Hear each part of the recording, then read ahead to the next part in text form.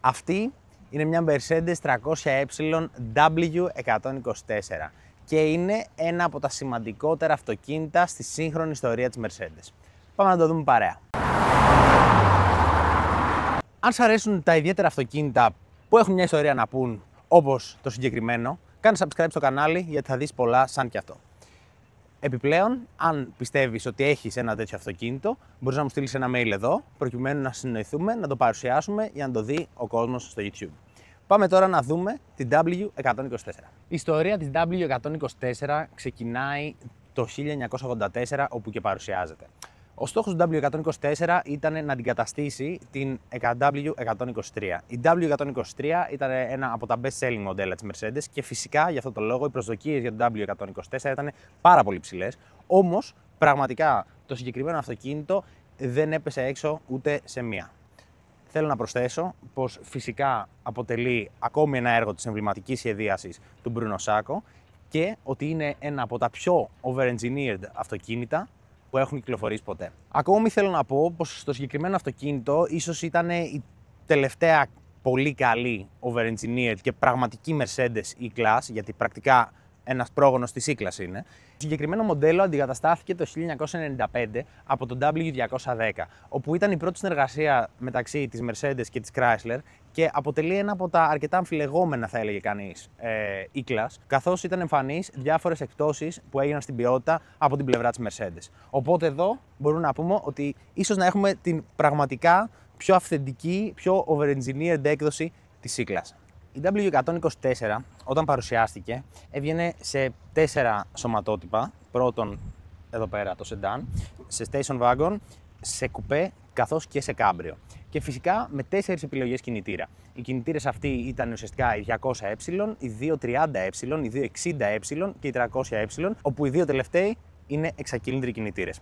Ακόμη θέλω να σας πω πως τα δύο πιο γρήγορα μοντέλ, δηλαδή το 260E και το 300E, έβγαιναν και με τετρακίνηση, όπου σεντάν την εποχή εκείνη με τετρακίνηση ήταν κάτι αρκετά σπάνιο. Τέλος, όσον αφορά τους κινητήρες, η καλύτερη έκδοση η οποία έβγαλε η Mercedes στο συγκεκριμένο αυτοκίνητο ήταν E60 MG με εξάλιτρο V8, το οποίο απέδιδε 380 άλογα.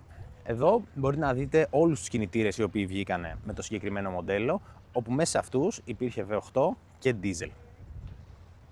Όπως είπα προηγουμένως, ο σχεδιαστής του αυτοκινήτου αυτού είναι φυσικά ο Bruno Sacco. Ο Bruno Sacco είναι ο άνθρωπος ο οποίος βρίσκεται πίσω από όλα αυτά τα μοντέλα που βλέπετε τώρα στην οθόνη σας σχεδιαστικά και έχει δύο μότο. Το ένα είναι η διαχρονική κομψότητα και το άλλο είναι η κάθετη συγγένεια και η οριζόντια ομοιογένεια. Αυτό ουσιαστικά που θέλει να πει εδώ ο ποιητής Bruno Sacco είναι ότι το αυτοκίνητο δεν έχει πολλές φανφάρες, δεν έχει πράγματα για να πουλήσει μούρι. Μίλαγε από μόνο του το να οδηγούσε σε ένα τέτοιο αυτοκίνητο. Προτού περάσουμε παρακάτω στο εξωτερικό του αυτοκινήτου πιο εξονυχιστικά, θέλω να σας πω το εξής. Η Mercedes εδώ πέρα έχει πρωτοπορήσει σε κάτι το οποίο ακόμα και η Ferrari την εποχή εκείνη δεν είχε πρωτοπορήσει τόσο. Αυτό το πράγμα είναι φυσικά η αεροδυναμική του αυτοκινήτου. Παρά το γεγονός ότι φαίνεται λίγο σαν κουτί, ο σχεδιασμός του αυτοκινήτου έχει διάφορα σημεία που του επιτρέπουν να έχει αεροδυναμικό συντελεστή 0,29 τη στιγμή που Ferrari Testarossa είχε 0,33. Αλλά αυτές τις λεπτομέρειες θα τις δούμε αναλυτικότερα σε λίγο. Ακόμη, κάτι το οποίο εμένα από τη σκοπιά του 2025 μου ψιλοκακοφαίνεται, το οποίο όμως εκείνη την εποχή ήταν μεγάλη πρωτοπορία, είναι το γεγονός ότι ο Bruno Sacco επέλεξε να αφαιρέσει σχεδόν όλο το νίκελ από το αυτοκίνητο και να το γεμίσει με πλαστικό. Αυτό φυσικά είχε διάφορα πλεονεκτήματα και γενικότερα έδινε έναν έτσι πιο μοντέρνο αέρα στο αυτοκίνητο. Βλέπετε τώρα την μπροστά όψη της Mercedes W124 300E. Αρχικά θέλω να σας ενημερώσω πως το συγκεκριμένο αυτοκίνητο που έχουμε εδώ πέρα πρόκειται για American Spec. Δηλαδή το αυτοκίνητο εμπολήθη πρώτη φορά στην Αμερική, οπότε και τηρεί συγκεκριμένους κανονισμούς τους οποίους απαιτούσε και απαιτεί ακόμη η Αμερική. Πηγαίνοντας λοιπόν αναλυτικότερα σε ορισμένα ενδιαφέροντα χαρακτηριστικά που έχει το αυτοκίνητο, εδώ πέρα θα παρατηρήσετε τα φανάρια αυτά, τα οποία φυσικά αναφέρονται στο γεγονός ότι είναι American Spec, δηλαδή αυτά εδώ πέρα σε ευρωπαϊκά φανάρια δεν θα τα δείτε. Επιπλέον, θέλω να σας δείξω εδώ πέρα φυσικά την ποιότητα Mercedes εποχής εκείνης που ο ιαλοκαθαριστήρας καθαρίζει φυσικά τα φώτα προκειμένου να μπορείς να βλέπεις καλά ακόμα και όταν είσαι νύχτα με τη Mercedes σου σε ένα χωματόδρομο. αστήρευτο χαρακτηριστικό της σωστής Mercedes ή της Mercedes, όπως τα λέγανε κάποιοι, είναι φυσικά το λατρεμένο αστέρι. Εδώ πέρα, όπως βλέπετε, το αστέρι κάθεται καμαρωτό μπροστά-μπροστά, δεν είναι ούτε χαραγμένο, ούτε κολλημένο, ούτε ζωγραφισμένο πάνω στο καπό, ανταυτού κάθεται μπροστά. Πλέον, για λόγους ασφαλείας και κανόνες της Ευρωπαϊκής Ένωσης και των ΗΠΑ, το αστέρι έχει αφαιρεθεί. Ωστόσο, εδώ πέρα, μιας και το αυτοκίνητο είναι από μια εποχή που ακόμα δεν τα είχαμε ανακαλύψει αυτά, το βλέπετε να κάθεται όρθιο και να ελέγχει το δρόμο μπροστά. Πρωτού προχωρήσουμε σε ένα από τα πιο ενδιαφέροντα χαρακτηριστικά του αυτοκινήτου, που είναι φυσικά ο μονός ιαλοκαθαριστήρας ο οποίος έχει, και φυσικά την αεροδυναμική σχεδίαση για την οποία σας μίλησα προηγουμένως, θέλω να σας πω το εξής. Με το συγκεκριμένο αυτοκίνητο, η Mercedes το 1993 αποφάσισε να αλλάξει την ονοματολογία των αυτοκινήτων της και από εκεί που φερειπίν το συγκεκριμένο θα ήταν 300ε να το γυρίσει σε ε300. Άλλο φυσικά από ε300 δεν υπάρχει, αλλά καταλαβαίνετε τι θέλω να πω. Ας δούμε μερικά ενδιαφέροντα σημεία εδώ πάνω από το καπό όσον αφορά τη σχεδίαση του αυτοκινήτου. Αρχικά, το πιο ενδιαφέρον χαρακτηριστικό, όπως ανέφερα και προηγουμένως, θεωρώ ότι είναι αυτός εδώ ο μονός ιαλοκαθαριστήρας. Με αυτό το μονό ιαλοκαθαριστήρα, η Mercedes κατάφερε να καλύψει το 86% της επιφάνειας του παρμπρίζ όταν καθαρίζεται από το συγκεκριμένο ιαλοκαθαριστήρα. Ένα πολύ εντυπωσιακό νούμερο για έναν ιαλοκαθαριστήρα, φυσικά καλύτερο από το να έχει δύο, καθώς και να έχει έναν καλύτερο αεροδυναμικό συντελεστή. Ακόμη, μιλώντας για τον αεροδυναμικό συντελεστή, θέλω να παρατηρήσετε εδώ πέρα αυτήν την κούρμπα που κάνει. Η κούρμπα που βλέπετε εδώ πέρα πρόκειται για μια προσθήκη, καθώς τα περισσότερα αυτοκίνητα σταματάνε σε αυτό εδώ το σημείο, όχι πιο πάνω. Και ο λόγος για τον οποίο υπάρχει αυτό το έξτρα κομμάτι είναι και πάλι προκειμένου να βοηθήσει αεροδυναμικά το αυτοκίνητο, ώστε να έχει ακόμη χαμηλότερο αεροδυναμικό συντελεστή, επομένως να είναι χαμηλότερη η κατανάλωσή του και πιο εύκολη η επίδοση σε τελική ταχύτητα. Εδώ πέρα βλέπετε το αυτοκίνητο πλευρικά. Έχει διάφορα σημεία τα οποία θέλω να σχολιάσω. Για αρχή, όπως φυσικά βλέπετε, πρόκειται για ένα αυτοκίνητο τριών όγκων, 1, 2 και 3. Πρόκειται φυσικά για ένα κλασικό, θα έλεγε κανείς, boxy design 80s και 90s της Mercedes. Θα έλεγε κανένας πως το συγκεκριμένο αυτοκίνητο είναι δωρικού ρυθμού. Λοιπόν, θέλω επίσης να προσθέσω πως εδώ πέρα δεν υπάρχουν τα Sacco Panels. Τα Sacco Panels πρόκειται για αυτό το οποίο βλέπετε εδώ πέρα. Ουσιαστικά ήταν αυτή η διχρωμία η οποία εισήγαγε τότε και αποτέλεσε την εταιρική ταυτότητα της Mercedes για την εποχή εκείνη. Όμως εδώ πέρα απουσιάζουν και το αυτοκίνητο έχει αφαιρέσει τα νίκελ σε σχέση με την προηγούμενη έκδοση, την W123, και έχουν μπει τα πλαστικά τα οποία έχουν δημιουργήσει μια πολύ μικρότερη διχρωμία σε εισαγωγικά, η οποία μετά εδραιώθηκε πλήρως με τα Sacco Panels. Το συγκεκριμένο αυτοκίνητο, όπως σας είπα προηγουμένως, πρόκειται για το 300ε, το οποίο αποτελούσε την ναυαρχίδα της σειράς αυτής. Φυσικά λοιπόν δεν θα μπορούσε να λείπει και η ηλιορροφή. Εδώ πέρα βλέπετε τη ζάντα του 300ε. Η συγκεκριμένη ζάντα είναι μια από τις πάρα πολύ γνωστές ζάντες της Mercedes, η οποία έφερε και μια κοροϊδία, θα έλεγε κανείς, καθώς έχει αποκτήσει το όνομα Geely Deckel, καθώς έμοιαζε πάρα πολύ με καπάκι φρεατίου. Μπορείτε να δείτε εδώ τη σύγκριση. Επιπλέον, θέλω να σας πω πως οι συγκεκριμένες ζάντες είναι σφυρίλατες από τη Fuchs, η οποία βγάζει μέχρι και σήμερα σφυρίλατες ζάντες, μόνο σφυρίλατες ζάντες. Θέλω να προσθέσω πως το λάστιχο το οποίο έχει ζάντα πάνω είναι 195-65 ρο 15. Την εποχή εκείνη η 15 ζάντα θεωρούταν μεγάλη, αν σκεφτείτε ότι η Ferrari έβγαζε με 16 ζάντες στα αυτοκίνητά της. Οπότε, εδώ πέρα θα έλεγε κανείς ότι έχουμε την αρχή σε ένα κομβικό στυλ, το οποίο έχει κρατήσει και μέχρι το 2010-2015, όπου παρουσιάστηκαν σε μοντέρνα hatchback. Εδώ βλέπετε την πίσω πλευρά του W124. Πρόκειται για μια πάρα πολύ όμορφη πίσω όψη αυτοκινήτου από τα 80s.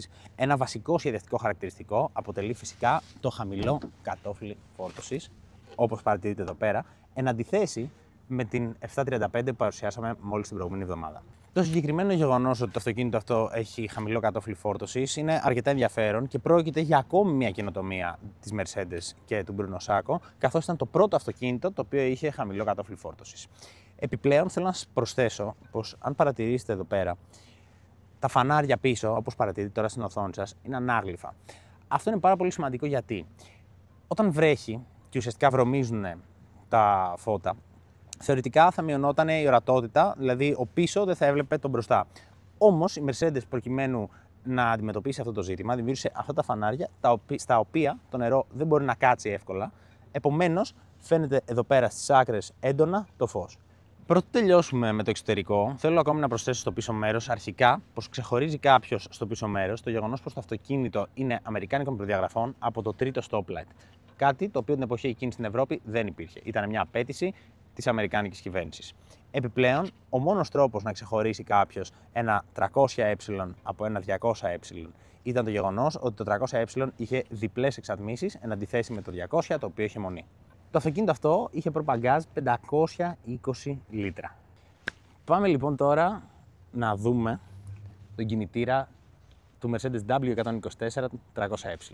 Φυσικά, κλασικά πράγματα για Mercedes, προκειμένου να ανοίξει το καπό, έχει τραβήξει το μοχλό από το εσωτερικό του αυτοκινήτου, σηκώνεις λίγο εδώ πέρα το καπό και πετάγεται αυτό εδώ το οποίο είναι σαν γλώσσα, το τραβάς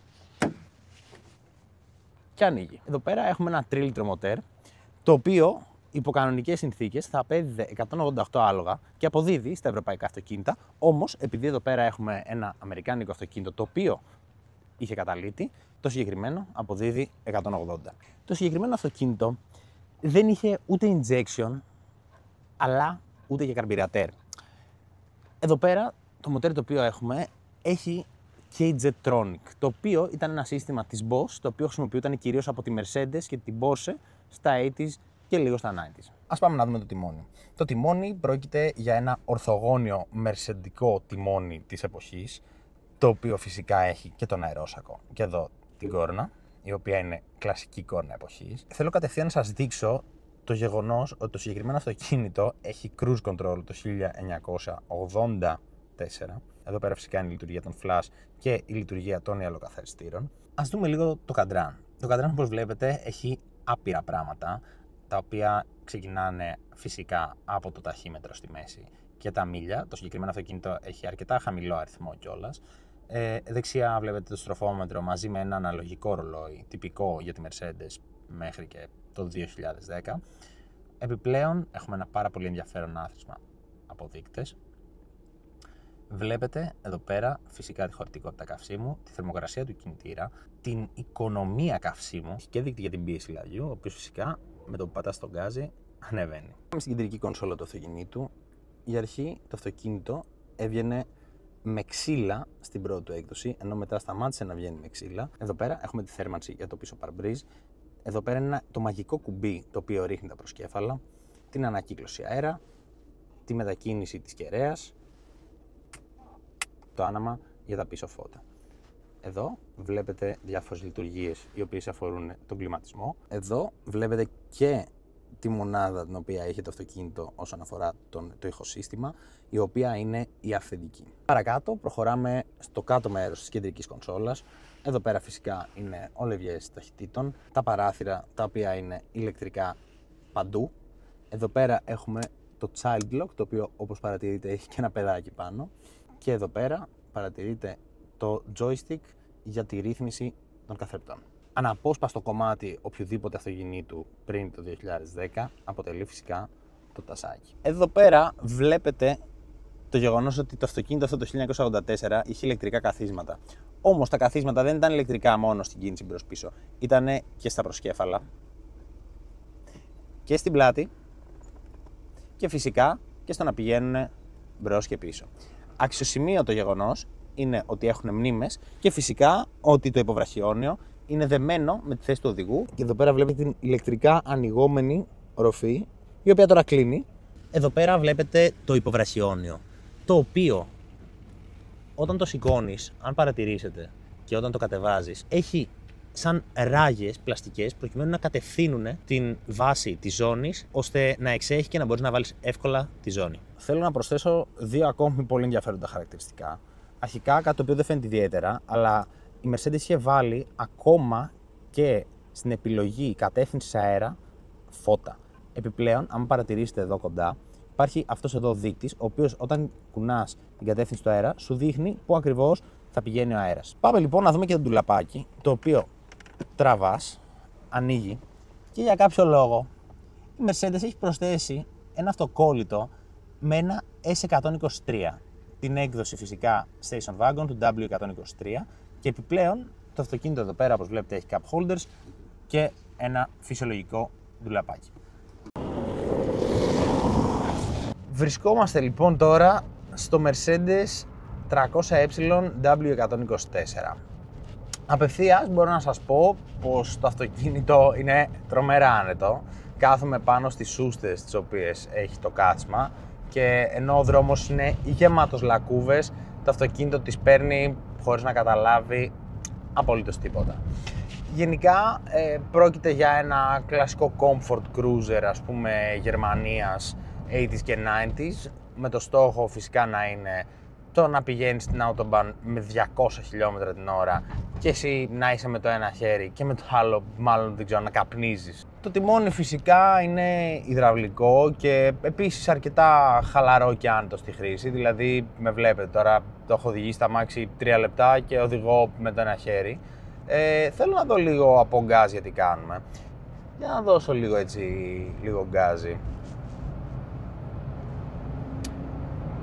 Η αλήθεια είναι ότι παρά το γεγονός ότι είναι και μικρότερο σε κυβικά από την 7 και το SL, το οποίο είναι και μεταγενέστερο βέβαια, το οποίο είχα δοκιμάσει, νιώθεις ένα σχετικό kick, το οποίο όμως δεν σε κάνει να νιώθεις ιδιαίτερα άβολα πατώντας τον γκάζι. Πάμε να κάνουμε και μια εκκίνηση εδώ πέρα. 0.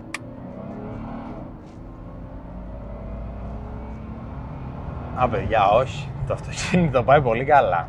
Sorry, με συγχωρείτε. Ανακαλώ σε αυτό που είπα προηγουμένως.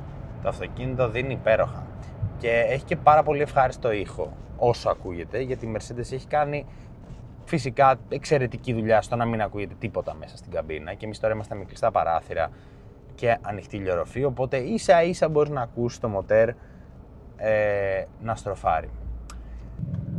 Σε γενικές γραμμές, από τη σύντομη αυτή βόλτα την οποία έχω κάνει μέχρι στιγμής, μπορώ να σας πω πως το αυτοκίνητο πρόκειται για ένα τρομερά στιβαρό εργαλείο, δηλαδή πατάει και νιώθεις ότι έχει πολλά κιλά το αυτοκίνητο.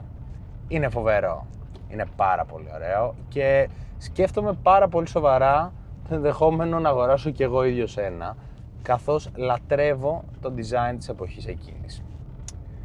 Τα σχόλια είναι δικά σας και είμαι σίγουρος ότι τόσα πολλά σημεία που έχει το αυτοκίνητο θα βρείτε πολλά να πείτε. Τα λέμε στο επόμενο βίντεο.